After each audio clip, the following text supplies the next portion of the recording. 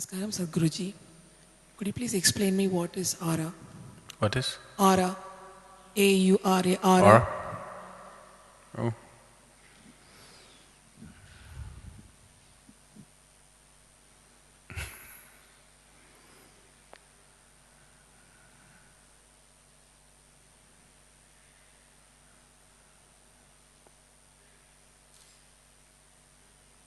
Every substance on the planet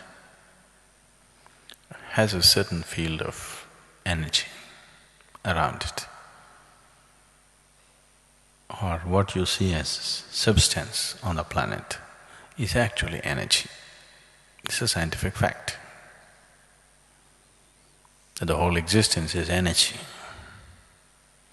One part of the energy has manifested itself into a certain level of reverberation which makes it a physical form. Another part of the energy does not manifest itself into a physical form, but it still has a form. So that form, which is not yet physical or refuses to become physical, but still maintains a form, that's an aura. Or that's being called an aura. Auras are of many kinds. One can carry from a pitch black aura to a pure white aura. Between these two, there are a million shades. Essentially, the physical, mental, emotional, and the energy status of who you are right now, in a certain way, is represented by your aura, or it's visible through the aura. Too many fancy things have been told about it by particularly by the New Age community today. A lot of it is fiction.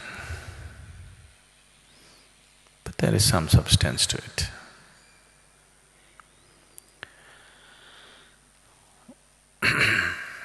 I don't think you should concern yourself about such things. Don't try to see people's aura. Aura is the periphery of the person. I would like you to look a little more at the core of the being rather than looking at the surface. Surface is for the doctors,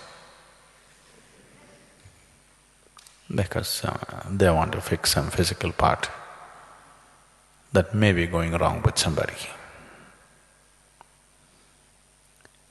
Surface should not be the interest of a spiritual seeker.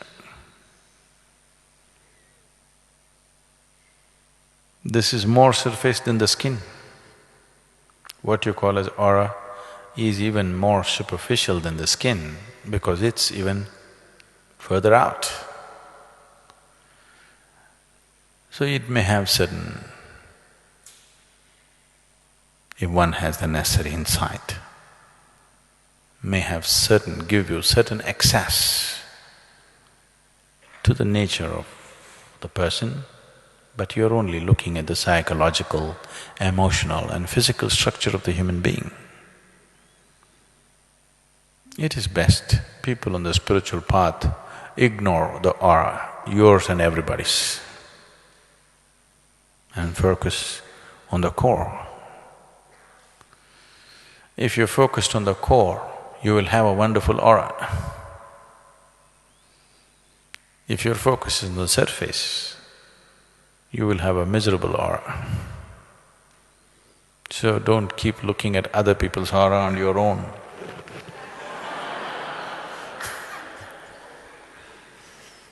It's time you looked at the core of this one and that one. If you look at the core of this one, then naturally you'll see the core of everything, because in core, this and that doesn't exist. In core, only this exists. On the surface, this and that exists. So,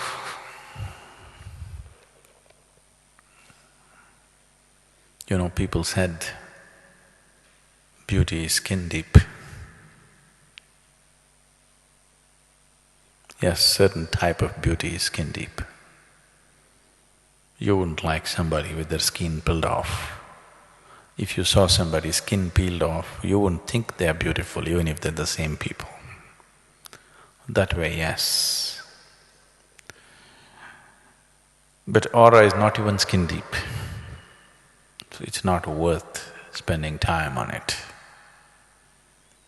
If you become conscious of the core, the surface may be just visible to you, but you trying to see and read people's auras is a stupid thing to do. You'll waste your life trying to do such things. If you're conscious, if your perception is enhanced, you may see things.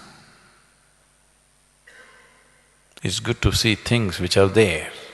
If you start seeing things which are not there, that's… you are graduating from ashram to asylum. If lot of you go in that direction, we can transform the ashram into an asylum. Yes. So it's very important. We want to keep this as an ashram. You want to make it into an asylum? Oh? No, we want to keep this as an ashram. So please, if you want to keep this as an ashram, you must be focused on the core, not on the surface. Too much surface means we'll make the place into an asylum. All kinds of nutcases who believe they are spiritual, there are too many like that on the planet. They are the biggest deterrent for other people to seek any spirituality. Because of too many nutcases like this, right-thinking people who are little more sensible don't want to have anything to do with spirituality. So, please don't make this into an asylum. If you need to go, we will promote you, but don't turn the place into an asylum.